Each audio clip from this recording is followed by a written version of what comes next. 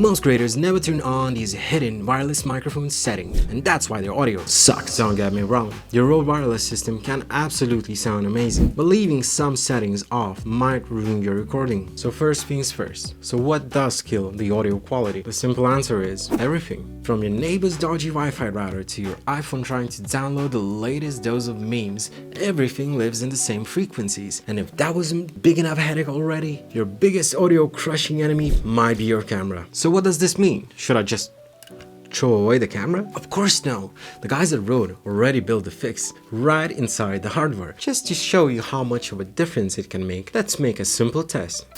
Here's the audio with these settings turned off.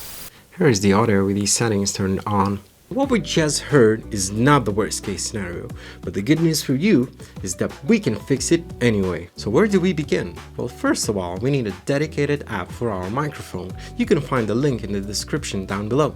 After installing the latest version of Rode's central app, the only thing that it's left for us to do is connect the microphone to the computer. First, we have to check the onboard recording checkmark, and let's not forget to check the backup recording.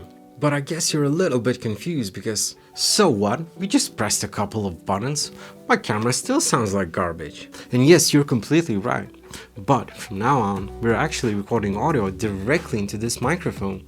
So your audio is actually not getting compressed and no longer can be compromised by a dodgy Wi-Fi router or some other appliances. This is not only making your audio better, but if your camera dies at some point from non-battery related reasons, obviously, your audio actually will be still fine and it will still record until you turn off the receiver. So these microphones can actually hold up to 7 hours of uncompressed raw audio. So the last thing we need to do is actually to sync the audio with the video, and we can use almost any editing software to do this. As I mostly use Adobe's Premiere Pro, I will show you exact steps how to synchronize your audio. So first, let's put our video and audio into the same project. Then simply drag the video and audio to your timeline. Click the left mouse button where you can see the option to synchronize. Keep in mind, this method works perfectly for synchronizing one clip at a time, but if you shot a whole documentary, I'm afraid this can become extremely difficult. But keep the panic button away, as this is the exact moment where third-party plugins comes and saves the day. And one of my favorite plugins for this is actually called Pluralize,